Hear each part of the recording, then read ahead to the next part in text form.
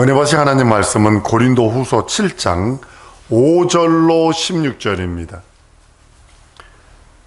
율법의 강령은 목숨을 다하고 뜻을 다하고 힘을 다하여 주 너희 하나님을 사랑하고 이와 같이 이웃을 내 몸같이 사랑하라 라고 한 말씀입니다. 율법은 행하라는 겁니다. 마치 브레이크 없는 자동차와 같은 겁니다. 사랑하라, 사랑하라, 거룩하라, 거룩하라, 의로워라, 의로워라, 의로워라, 신령하라, 신령하라. 끝없이 몰아붙이는 것과 같은 겁니다. 율법은 행함으로 의를 이루는 거예요. 너 행하면 그걸 의로 인정해주고 내가 상 줄 거야, 이겁니다. 복음은 너는 믿어서 의로워져라, 이것이. 그리고 네가 믿고서 의로워진 후에 네가 행한 그 모든 것을 나는 너에게 보상할 거야 라고 하시는 것이 이 복음이고, 구약의 율법은 행해 그럼 너 살아, 행하면 살아, 어기면 네 영혼의 죽음을 내놔야 돼, 이것이 율법이고, 우리는 믿고 하나님의 의에 이르는 우리 모두가 되어야 합니다. 그리고 믿은 다음에 내가 행하는 모든 것, 헌신, 봉사, 충성, 모든 것, 이것은 자기 면류관이에요. 자기 면류관. 근데 많은 사람들이 율법적 그런 사고를 가져서 뭐라 그랬냐면, 내가 행하는 것 자체가 하나님께서 의로 여겨주신다고 있는 거네. 이거 심각한 이단입니다, 이거. 신약시대에는 내가 믿고서 예수 그리스도의 살찌고 피 흘린 공로를 믿고서 날 위해 죽고 부활하시고 다시 오심을 믿고서 그것으로 내가 하나님 앞에 의롭다함을 받았고, 의롭다함을 받은 후에 내가 봉사하고 헌신하고 충성하고 내가 하는 그 모든 예수 이름 안에서 하는 그 모든 것들은 내 면류관이에요. 하나님의 나라가 이루어지는 겁니다. 나를 통하여. 구약은 아닙니다. 행하면 산다. 행하면 산다. 그 대신 네가 행하지 못하고 불의를 행하면 너 심판받아 지옥 간다. 이것이 율법이고요. 하나님은 행하신 대로 갚으신다고 하는 하나님의 공의가 있습니다. 율법을 행하면 복 받습니다. 율법을 지키면 복 받습니다. 육체적인 물질의 복을 받습니다. 어마어마하게 받습니다. 그러나 죄를 행하면 죄에 대한 보응이 있다는 사실을 아셔야 합니다. 죄를 지으면 용서하는 것이 아니라 율법은 갚아버리세요. 죄를. 어디서? 지옥서. 자기 영혼이. 신약시대에 살면서도 아직도 구약적 개념, 구약적인 믿음을 갖고 있는 사람들 그대로, 그 법이 그대로 적용되는 거예요. 아브라함이 했던 법 그대로, 모세에게 했던 법 그대로 적용되는 거예요. 우리는 예수 그리스도의 법, 성령 안에 있는 새롭고 산 영, 성령으로 이루어진 새 법, 예수 그리스도에 이루어놓으신 용서의 법, 그것으로 인하여 믿음으로 의롭다함을 받고, 우리는 행위로 의롭다함을 받으려 하는 것이 아니라 믿음으로 의롭다함을 받고, 의롭다함을 받은 후에 헌신, 봉사, 충성은 자기 영혼의 면류관, 자기 영혼의 생명입니다. 그래서 구약시대에는 복 받아요. 율법을 지키면 복 받아요. 그러나 구원을 약속한 것 아닙니다. 율법은 거룩하고 의롭고 선하다고 성경은 로마서 7장 11절 12절에 말합니다. 죄가 기회를 타서 계명으로 말미암아 나를 속이고 그것으로 나를 죽였느니라. 이러보건대 율법도 거룩하며 계명도 거룩하며 의로우며 선하도다. 선언하고 있습니다. 또한 율법은 신령한 법입니다. 로마서 7장 14절에 우리가 율법은 신령한 줄 알거니와. 그래서 설교할 때 거룩하세요, 사랑하셔야 합니다. 거룩하세요, 의로워야 합니다. 이런 것만 강조하면 브레이크 없는 자동차처럼 계속 달려가는 겁니다. 짐을 어깨 위에 계속 놓아놓는 겁니다. 복음은 한번 따라합니다. 복음은 예수 공로 안에서 자유해방 탕감이다. 그 자유해방 탕감이 없는 복음은요, 복음 아니에요. 율법은 거룩하고 의롭고 선하며 신령한 법이지만 용서가 없어요. 율법은 아무것도 온전케 할 수 없다고 성경은 히브리서 7장 18절에 말씀합니다. 전옛 계명이 연약하여 무익함으로 폐하고 율법은 아무것도 온전케 할 수 없는 일. 아무것도 온전케 할 수 없다. 진리는, 복음은 뭐냐면 하나님 아버지가 말씀하신 말씀의 의와 예수 그리스도가 복종하신 복종의 의가 합쳐진 것이 진리입니다. 그걸 복음으로 우리가 받고 있는 거고요. 율법은 약점이 있어요. 그래서 약점이 있는 사람이 제사장을 합니다. 대제사장을 누가 하느냐? 약점 있는 자가 하는 겁니다. 그래서 대제사장이 죽으면 또 다른 대제사장이 약점이 있어요. 인간이기 때문에 약점이 있어요. 율법은 사람을 완전히 해방시킬 수 없어요. 죄로부터 해방, 자유해방, 탕감을 줄 수 없습니다. 율법으로는 사람을 구원할 수 없어요. 요즘에 현대 신학 중에 주후 한 300년서부터 시작된 그 신학 때문에 아주 많이 힘듭니다. 그것이 뭐냐면 반유대주의적인 그런 신학. 그러니까 그게 들어옴으로 인해서 유대인들은 율법을 지킴으로 구원받고 우리는 예수 믿어서 구원받는다. 이렇게 신학이 흘러버렸어요. 아주 이거 심각한 얘기들입니다. 율법은 우리를 구원할 수 없고 율법은 다만 죄를 기억나게 합니다. 죄를 기억나게 하고 죄를 자꾸 생각나게 합니다. 복음은 율법의 약점, 치명적인 약점. 내가 하나 율법 속에 있다면, 하나님을 사랑한다면 다리를 부질리는 사람이 있으면 용서하는 게 아니라 다리를 부질러 버려야 됩니다. 눈을 빼버려야 됩니다. 내가 눈을 상했으면. 이는 이대로 하는 것이 하나님을 사랑하는 거예요. 계명을 지키는 거예요. 불의 데움은 데움으로 한다고 그랬어요. 동일하게. 우리는 예수의 피를 힘입어 성소에 들어갈 담력을 입었다고 말씀하셨어. 제사장이 하는 것은 뭐냐면 끝없이, 여러분들 구약시대 모든 제사는요, 피 냄새, 기름 타는 냄새, 양이 죽어가는 그 절규 소리, 그리고 제사장과 그 피를 찍어 뿔에 바르는 그 일, 그런 일들만 하는 거예요. 그 피가 우리 죄를 속한다. 어리석고 참 미련 곰뚱이 같은 사람은 양이 죽고 염소가 죽고 소가 죽으면 나 죄 용서 받았어 이럴지 몰라도, 영적인 사람은 나 죽었다. 죄가 기억나는 거니까요. 끝없이 죄가 기억나는 거예요. 율법의 약점이 바로 그거예요. 용서함이 없어요.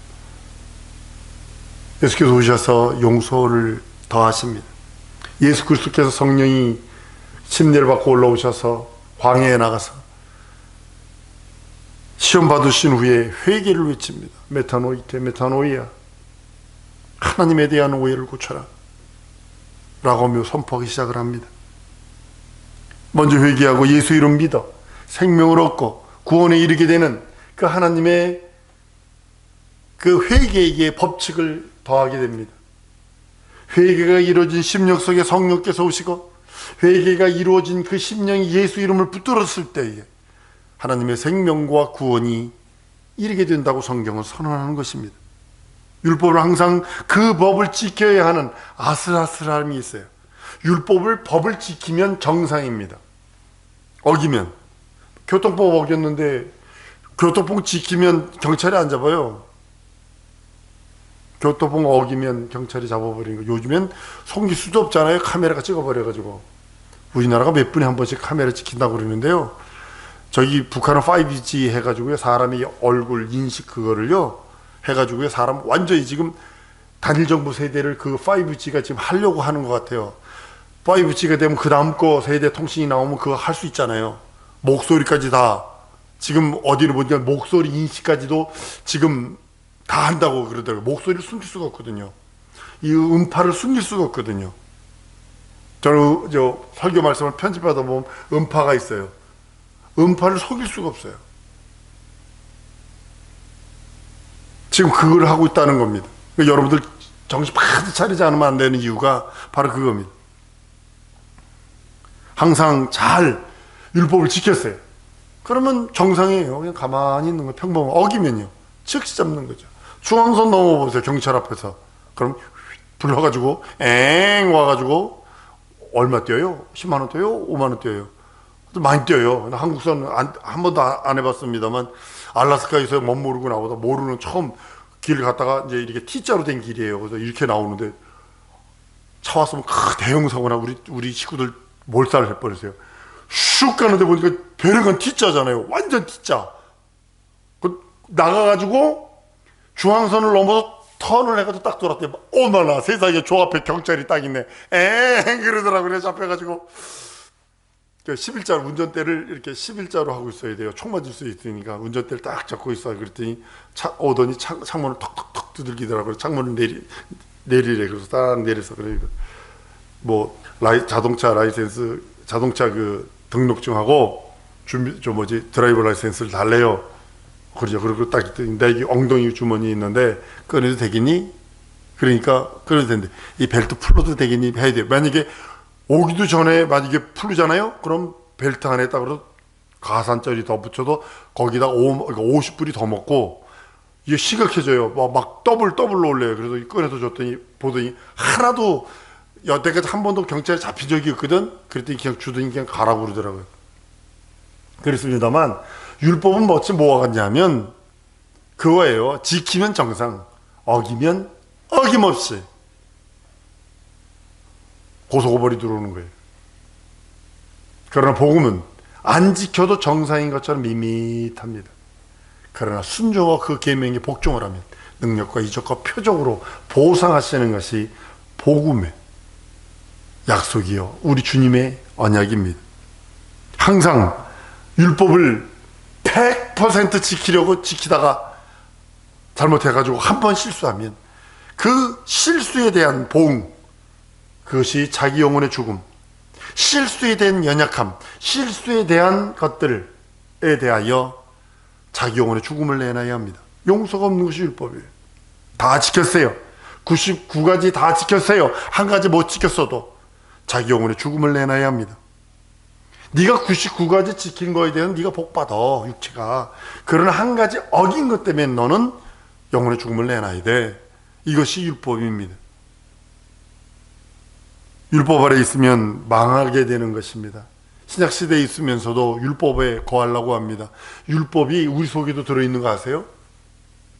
양심이 율법입니다. 또 그리고 양심이 계속 싸웁니다. 계속 싸웁니다. 여러분, 믿음이 뭐냐면 양심을 초월한 거예요. 믿음은 뭐냐면 하나님의 말씀에 근거를 뒀기 때문에 그 하나님의 말씀 앞에 내 양심까지도 초월해버리는 것이 믿음이거든요. 그 신앙이거든요. 우리는 율법을 지키는 것으로 보상받는 것이 아니라, 율법을 지킴으로 인하여 의를 누리는 것이 아니라, 하나님의 말씀, 예수 그리스도를 믿는 믿음으로 우리는 의를 이루는 자들입니다.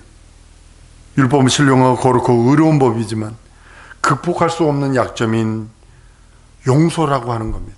예수께서 오셔서 죄 없은 이가 자기 피로 영원한 제사를 드림으로 인해서 모든 것을 용서를 애드해 주셔서 도와주셔서, 그래서 완성된 하나님의 진리, 완전한 하나님의 복음, 그것이 영원한 복음이 우리 심령 속에 올 수 있도록 성경은 그 길을 예수 그리스도로 열어놓았다라고, 새롭고 산 길이라고 성경은 말씀하고 있습니다. 그것이 뭐냐면 회개입니다. 회개가 없는 복음은, 예수의 피공로가 한 방울에도 없는 복음은 복음이 아닙니다. 예수 피가 없는 그 어떤 설교, 그 어떤 가르침, 그건 가르침이 아니요 교훈일 뿐입니다. 예수 그리스도께 오셔서 완성하신 그 십자가의 용서, 하나님의 그 긍휼과 자비, 은혜와 은총이 우리에게 있는 것입니다. 율법은 저주의 법이에요. 두려운 법입니다. 심판의 법입니다. 우리를 끝없이 지옥으로 끌고 가는 법입니다. 이스라엘 백성은 율법대로 지켰으나, 모든 걸 지키고 살려고 했으나 여지껏 저주 아래 있고 저주로 말미암아 예수께서 오셨는데도 불구하고 그걸 부정하는 그런 모습을 봅니다. 예수 그리스도께서 오신 것은 우리의 그 모든 저주, 율법의 저주, 형벌, 심판의 저주를 해결하러 오셨다고 성경은 말씀을 합니다. 예수 그리스도는 살아계시며 선함이며 신령함이며 의로움이며 거룩함입니다.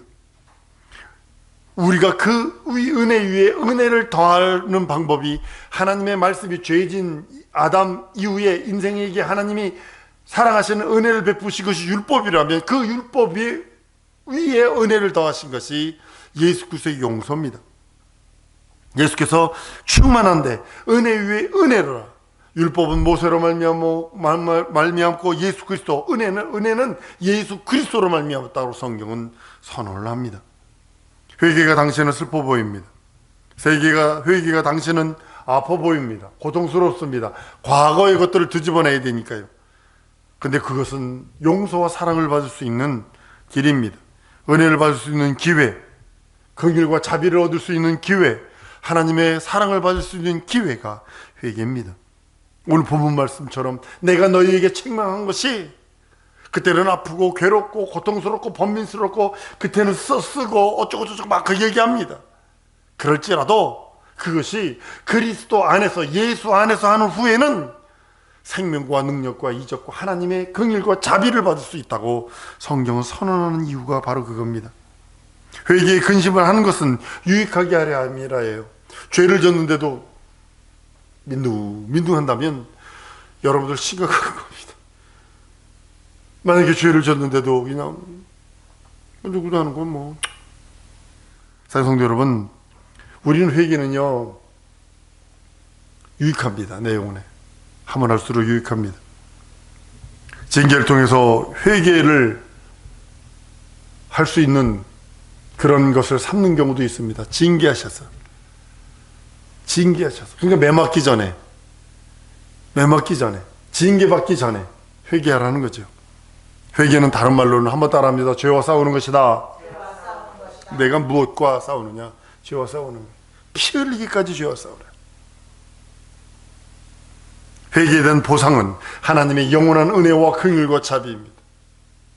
하나님의 사랑과 긍휼과 자비를 받기를 원한다면 회개하는 겁니다. 연약하기 때문에, 육체가 연약하기 때문에, 환경이 연약하기 때문에, 상황이 연약하기 때문에 죄를 졌더라도 회개하는 겁니다. 지은 죄를 회개하는 겁니다. 육체가 지은 죄를 자기 영혼에게 책임지도록 전가시키지 마세요. 이건 절망입니다. 죄를 져서 자기 영혼에게 전가시켜버리면 자기가 영원토록 영원히 지옥 가서 감당해야 돼요. 한 번 더 따라하십니다. 예수 이름으로 회개하리라. 이것이 여러분과 내가 살아갈 수 있는 능력이요, 이적이요, 표적입니다. 육체에 있는 동안에 우리는 회개할 수 있어요. 육체에 있는 동안에 하나님의 긍휼과 자비를 얻을 수 있어요. 육체에 있는 동안에 예수 보혈을 의지할 수 있고, 예수 공로 의지할 수 있고, 예수 생명 의지할 수 있어요. 사랑하는 성도 여러분, 진정으로 자기 영혼의 때를 준비하며 내 영혼이 진정으로 오직 예수 그리스도의 은혜와 은총, 진정으로 하나님의 긍휼과 사랑을 받기 위해서 이 시간에 우리 통성으로 기도할 때에 회개하며 기도합니다. 주 예수의 부르고 기도합니다.